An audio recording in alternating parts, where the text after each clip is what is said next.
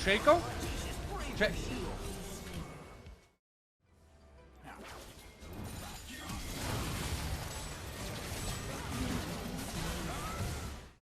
game's over. I'm not gonna flash easy. Yeah, I couldn't join them.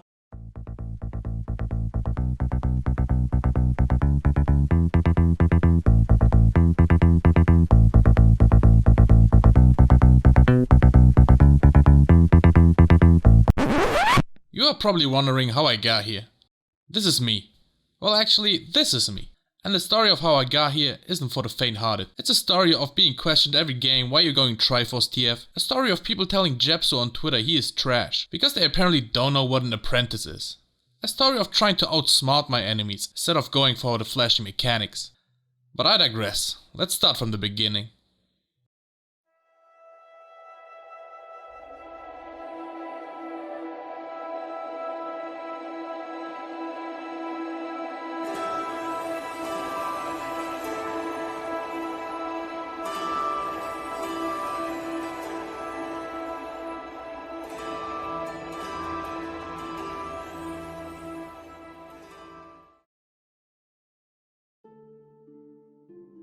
What are you doing here? I see. The gods have told me we would meet. Very well, ask away. The ancient art of Twisted Fate is not an easy one to obtain, but a very rewarding one for that. Unlike most champions, TF has stood the test of time and made it a decade without any significant changes. I am here to teach you what most will never know. He will always have a place in solo queue. If you don't climb with TF, it is because of you. He can adapt to any meta, has a lot of comeback mechanisms, and even more to close out the game, taking away a lot of frustrating factors other champions struggle with. Currently, there is a divide amongst the Church of Twisted Fate, whether you should go AP or AD. What they don't know is the answer, which is obviously Triforce TF. This build looks to solve a bunch of problems. AP TF struggles in solo queue by not having the potential to snowball himself, therefore relying on getting his teammates ahead most of the time. ADTF struggles with the typical AD carry problems. For him, it's even worse though. Due to his short range and no mobility, it is a very double-sided sword, so it's very difficult to make it work consistently. Here's where the secret Triforce TF lies. In its core, it's a more secure version of the ADTF build.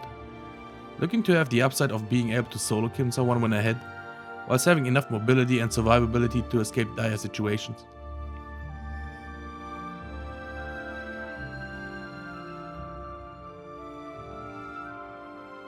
Triforce to start obviously, then we want to get rapid fire cannons second, so we can capitalize on enemies mispositioning as soon as possible. After that, we are looking for a deadman's or against heavy AP damage wits end. From there on you can decide what you need. A lot of the time Zhonya's will make sense. For the choice of our boots, Merc Treads will be built in most cases, unless we are playing against a full AD team. Then we changed our rune setup to include Legend Tenacity. We talk more when we discuss the rune setup, and we go tabbies.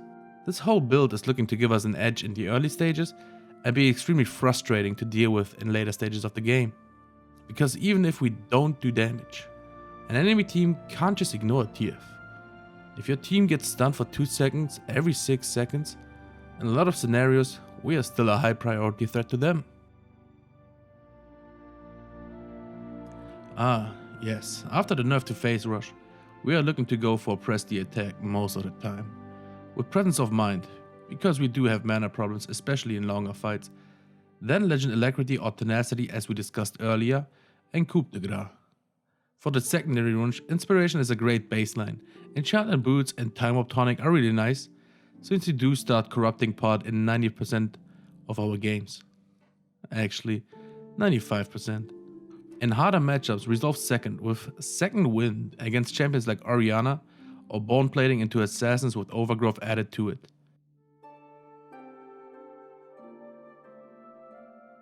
Watch your language there, mister.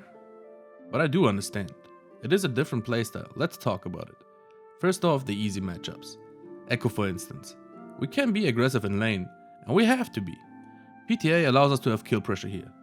So we are looking to shove in the wave early and get harassed off with our E-procs. We keep our W, which we level second, when they try to retaliate. With proper spacing we come out ahead in trades, Use your early game priority to help your jungler pressure Scuttlecrab and the enemy jungler. This also adds the benefit of being able to track the enemy jungler more often, which should make it so you die less to ganks. Harder matchups like LeBlanc for instance, because she is strong currently. This is where we have to learn how to wave manage. TF does not work if you don't know how to manage waves or don't even know what that is. Catch me live on Twitch to see what I'm referring to, or watch a YouTube video on it and come back. So forth on, we will say that you know what you are doing when it comes to waves. The reason you shouldn't get bullied out of lane is because of your W. Enemy champions often can kill if you get hit by their poke a lot. However, they have to overextend to do so. And if you see that they do that, tell your jungler that they have an easy time picking up kills in mid lane with you. If your jungler does not come, play overly passive. It is paramount that we do not fall behind in experience. Minions, gold we can miss. Their experience we can't. Getting a kill is less important in League than not dying. You are TF, you are not supposed to win your lane. Aim to lose your lane by as small of a margin as possible in these hard matchups. You have enough in your kit to make up for a lost CS in the mid game. Speaking of which, you should aim to have a good recall somewhere around your level 6 mark. TF has a very low mana pool, and you want to have maximum items for your first ults as well. This is the easy part of playing TF. Opportunities will come, be patient. Most of the time the best ults aren't to gank, but to wait for their ganks and turn them around. Make sure that your wave set allows it though. This is something that will come with experience on TF. How much of a wave can I sacrifice varies from game to game.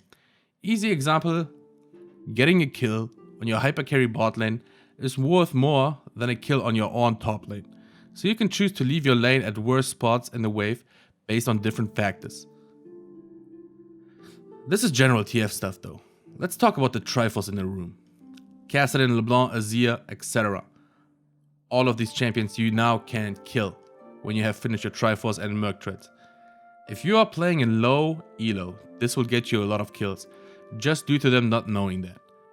In higher elo, this creates an interesting dynamic, in which you are actually the one dictating the lane.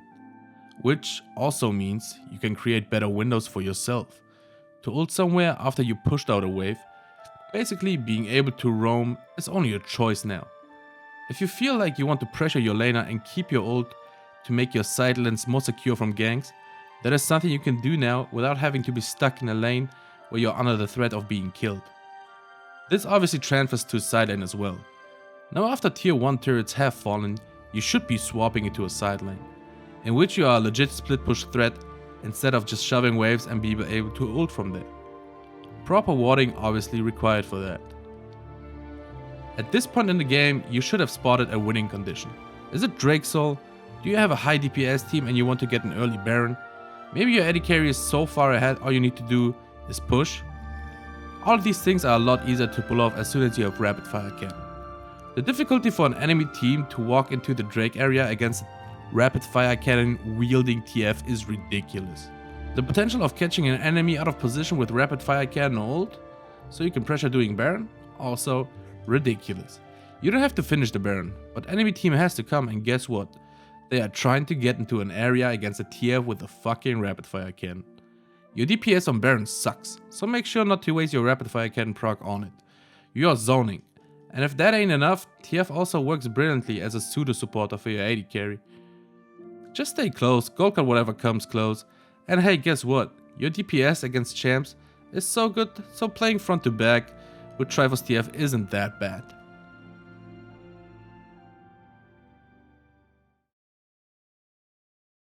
Hey guys, thanks for watching. It's fucking 6:30 in the morning here. I did realize that I didn't mention that you should level your Q first, followed by your W. We need that little bit of wave clear in that build. And also gives you more mixed damage in addition to your Triforce, you know, magic and AD damage. Alright, I think that was it. Thank you for watching. Give the video a like if you enjoyed it. Subscribe, right? All of that shit. I know it's only internet points, but it makes my brain feel good. And you know, they're free. Like, come on. Come on. Alright. Yeah, I kept procrastinating this video. I don't know why. I always found some new things I wanted to add, or some new dumb shit like this fucking Oblivion shit. I don't know. I just it took way longer than just doing a normal guide, which I should have done. My bad. I hope you enjoy how it came out though, and yeah, take care. If you have any more questions, obviously go follow my Twitch page, ask me over there. That's where I'm mostly at. Thank you. Take care. Bye bye.